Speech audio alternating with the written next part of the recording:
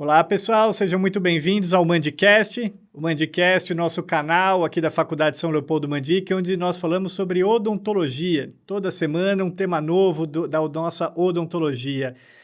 Hoje, com toda essa pandemia aqui instalada, nós criamos aqui todo um artefato tecnológico para a gente continuar trazendo novidades em odontologia para você. E com todo esse artefato aqui, com a nossa internet, hoje nós vamos conversar aqui no Mandicast com a professora Maria Paula Borg. A professora Maria Paula é especialista em odontologia estética, especialista em disfunção temporomandibular, criadora dos canais do Instagram e Facebook Dicas para Dentista e Dicas da Dentista, onde ela tem milhares de seguidores. A professora Maria Paula ela está se juntando novamente aqui à São Leopoldo Mandic para oferecer cursos conosco. Muito obrigado, professora, por aceitar o nosso convite. Olá, Marcelo. Olá a todos. Eu que agradeço a oportunidade. É um prazer estar aqui com vocês, falando de um assunto muito interessante. Vai ser muito bom compartilhar com vocês um pouquinho nesse momento, onde todos estão aproveitando aí para adquirir mais conhecimentos em casa. Em casa, sem dúvida. E nós vamos falar sobre reabilitação descomplicada com resina composta. Vamos lá. Vamos começar, acho que falando assim, quais são as causas dos desgastes oclusais?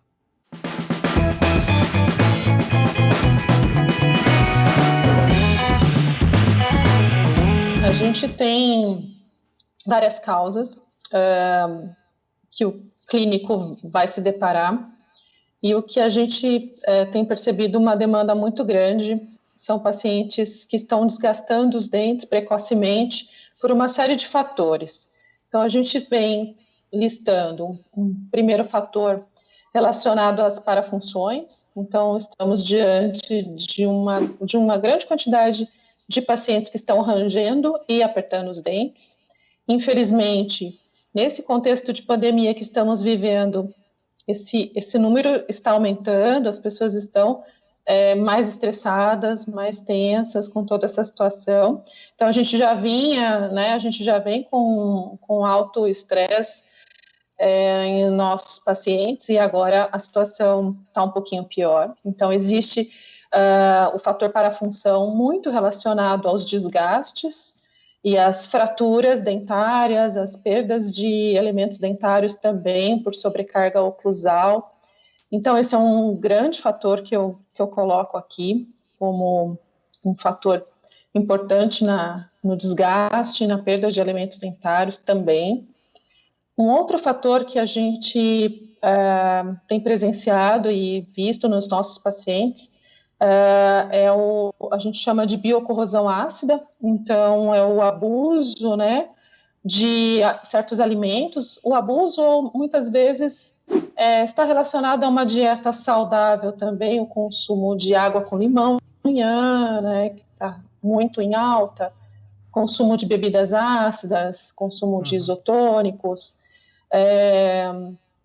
alimentação ácida também, e aí esses pacientes acabam tendo uma situação onde a gente tem uma queda abrupta aí do pH salivar, e muitas vezes esses pacientes tomam essa água com limão ou se alimentam com essas bebidas ou alimentos ácidos e escovam os dentes logo em seguida, e aí a gente acaba tendo realmente um desgaste acentuado, uma perda de estrutura dentária relacionada a essa biocorrosão ácida.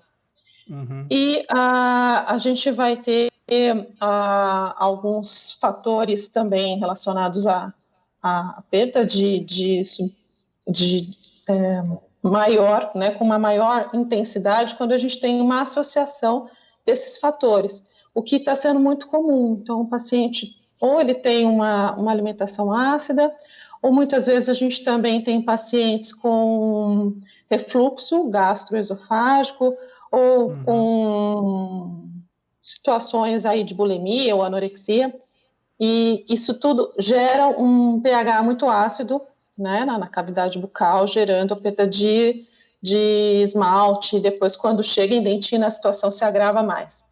E a gente tem uma soma de tudo isso. Então, a gente tem pacientes que tomam muitas bebidas ácidas. Eu sempre brinco com os colegas que a gente tem enfrentado duas situações clínicas no consultório. Pacientes que têm uma alimentação bem saudável vão ter uma dieta mais ácida. E a gente tem pacientes que tomam Coca-Cola diariamente, bebidas gasosas, não tem muito cuidado com a alimentação, e aí tem um estresse muito alto, e a gente acaba tendo uma somatória de fatores destrutivos e que estão aí estourando nossos consultórios com pacientes cada vez mais jovens. Então, quando eu comecei a atuar nessa área, eu recebia pacientes com idade mais avançada para reabilitar. Atualmente, eu tenho reabilitado pacientes de 25 anos que perderam muita estrutura dentária, infelizmente, e o pior é que eles não percebem, né? Quando começa a doer, começa a ficar sensível, é porque você já tem uma exposição dentinária, você já tem um agravamento estético também, né? E funcional, diante de todos esses fatores aí que a gente conversou. Tá. E teria alguma, como você disse, aí tem pacientes muito mais jovens, esses pacientes mais jovens, eles têm algum momento que a gente deve reabilitar? Esses pacientes, eles já são considerados bruxistas? Qual que é a diferença para isso? Os pacientes, quando você percebe pacientes jovens já com alguns sinais, né? O bruxismo, ele tem um diagnóstico bem preciso, né? Então, a gente tem um questionário que a gente vai estar aplicando. É interessante, em alguns casos, também solicitar um exame de polissonografia, mas eu sei que isso nem sempre é possível. Mas ele seria aquele exame que vai realmente te dar com certeza se esse paciente está realizando e com que frequência. Mas o dentista, ele é capaz de avaliar na cavidade bucal vários sinais, né, de bruxismo ou de apertamento e já instalar uma medida protetora para esses pacientes, tentar realizar uma anamnese bem completa no que diz respeito à qualidade de sono, ao controle de estresse, a avaliar se esse paciente está tendo bruxismo diurno ou noturno, ou ambos, né? E aí a gente vai ter algumas abordagens especiais para esses pacientes. Mas quando esse paciente vai para a reabilitação, aí é que vem todo o estudo de o quanto esse desgaste já prejudicou essa função. Então, a gente vai ter pacientes jovens que perderam guias de proteção, guias importantes, né? Então, desgastaram caninos, já estão tendo contatos excursivos em pré-molares, por exemplo, que são dentes mais frágeis, né? E já com lesões cervicais não cariosas e com hipersensibilidade, então é todo um quadro. Então, esse paciente mais jovem, que já tem todo esse quadro instalado, ele é um paciente para reabilitação. Quando a gente fala reabilitação, a gente entende hoje em dia que é uma reabilitação de acréscimo, né? Então, a gente vai devolver aquela estrutura que esse paciente tinha e equilibrando novamente essa oclusão e protegendo, isso que é importante. Tá. Dá para fazer isso com resina composta também? Pois é, essa é uma pergunta, toda vez que eu coloco, que eu reabilito com resina composta, que eu restabeleço guias de desoclusão em canino com resina composta, muitos colegas vêm e me perguntam, mas isso não vai durar, isso vai fraturar? É possível, né? Isso é uma pergunta muito recorrente. É possível, sim. Inclusive, a gente tem visto um movimento muito grande de professores e pesquisadores estudando a longevidade e a aplicação, porque as resinas compostas, elas evoluíram muito. E a gente está trabalhando muito bem a adesão, né? Então, a adesão, ela é o pilar para a gente conseguir também reabilitar. Então, trabalhar muito bem a adesão, saber escolher a resina e o melhor, o mais importante é saber como restabelecer essa oclusão novamente, para que ela fique equilibrada. E aí a pergunta é, isso vai durar? Depende, né? Paciente bruxista é sempre um paciente que a gente tem que acompanhar de perto. Ele não pode ficar sem a placa. Porque o paciente bruxista, ele vai ser sempre bruxista. Ele pode passar por eventos, por períodos onde ele está mais tranquilo, mais calmo, e aí ele tenha menos episódios. mas Uhum. ele vai ser sempre bruxista, pelo menos é o que a literatura nos mostra. Infelizmente, a gente não tem uma cura para bruxismo, a gente tem controle. Então, esse paciente, se ele colocar porcelana e você não tiver controle, ela vai fraturar, ela vai demorar um pouquinho mais, sim, mas talvez a fratura seja catastrófica, né? Porque a gente está Uhum. com uma porcelana que é um material muito rígido. A Sim. resina, se a gente perder um pouquinho o controle, ela vai dar uma lascada, o paciente retorna, você repara. Então, essa conduta de reabilitar com resina, ela está apoiada na literatura, ela é muito válida, principalmente hoje, porque ela vai ter um custo mais acessível, porque reabilitar pacientes sempre foi algo mais oneroso para esses casos, né? Então, não são todos que têm condições. Então, a resina, por ter um custo mais acessível, ela faz com que a reabilitação se torne viável para muitos pacientes que antes não poderiam realizar uma reabilitação em porcelana, mas Uhum. exige um controle, que esse paciente use a placa, que ele retorne ao consultório para fazer as manutenções. A gente tem tido resultados muito bons, porque a resina ela tem um módulo de elasticidade e distribuição de forças muito parecido com os nossos tecidos dentários, né? Então, é possível, sim, reabilitar, né? Respondendo a sua Uhum. pergunta, os pacientes bruxistas com resina, desde que o dentista saiba os pontos mais frágeis desse sistema, né? Que é realmente fazer o acompanhamento. Com porcelana também teria que acompanhar. Com Sim. resina também vamos ter que acompanhar. Esse paciente vai usar placa. A gente vai tentar fazer toda a abordagem que a gente já faz com o paciente bruxista de orientações. Com o paciente que tem algum problema de refluxo, a gente precisa indicar para o tratamento médico. Esse paciente vai ter uma situação mais complicada para as nossas reabilitações, por conta desse pH muito baixo que ele vai ter, né, durante os eventos de refluxo. Então, isso precisa ser realmente encaminhado para tratamento. Alguns Uhum. pacientes a gente vai precisar encaminhar para o psicólogo, para um acompanhamento, porque isso é de grande ajuda.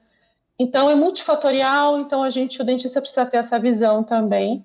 E Tá. sim, a reabilitação com resina é muito boa, é muito interessante.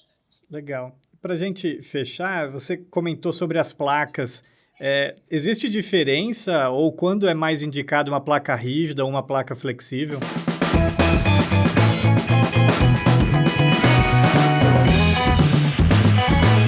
Ah, isso também é uma bela pergunta, Marcelo. é, Placa flexível, placa de silicone não é indicada.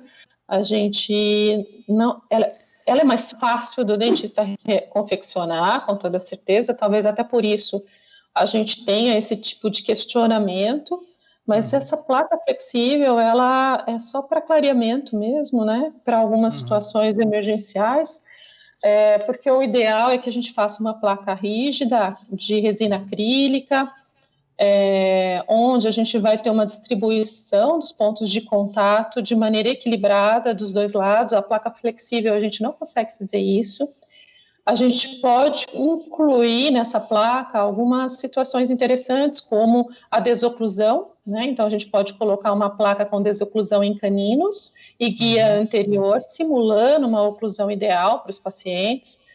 A gente pode fazer ela lisa, né, sem esses guias, sem essas desoclusões planejadas, dependendo do caso, mas sempre rígida, Uhum. porque senão a gente não consegue fazer um ajuste. Esse paciente, quando ele começa a utilizar a placa, é importante também conversar com os colegas que ele precisa de retornos. A gente não pode instalar uma placa, falar tchau, usa aí, né? Uhum. Entendo. A gente tem que retornar esse paciente porque os pontos vão mudando, começa a ocorrer um certo equilíbrio ali, muscular e articular, e aí você percebe que os pontos de contato que você deixou numa consulta, na outra já estão diferentes. Então, é Sim. importante você dar alta para esse paciente só depois que você percebe que ele retorna em equilíbrio. Se ele tiver alguma sintomatologia decorrente desse apertamento, desse bruxismo, essa sintomatologia também tem que reduzir. Então, tudo isso é importante e para que isso aconteça tem que ser um dispositivo interoclusal rígido, não pode ser flexível. Flexível, alguns estudos mostram que ele estimula um pouco os músculos mastigatórios durante o sono. Então, imagina, você não quer que isso aconteça e, de repente, você coloca um dispositivo que vai gerar um efeito chiclete aí na boca do paciente. Então, não podemos fazer placas flexíveis. Legal. Então, professora Maria Paula, queria agradecer demais aqui a nossa conversa, aqui nesse Mandicast. Pessoal, se vocês gostaram do nosso Mandicast de hoje, não se esqueçam de se inscrever no canal, aperta o sininho ali, que toda terça-feira você vai ter um novo vídeo sobre temas da odontologia. Claro, se você gostou dessa nossa conversa tecnológica de hoje, que estamos aqui fazendo todos de casa, e você também aí da sua casa, se prevenindo do coronavírus, deixa o nosso like que a gente gosta também. Muito obrigado, professora. Eu que agradeço. Obrigada, Marcelo. Qualquer dúvida, eu estou à disposição. Um abraço para todos. Um abraço.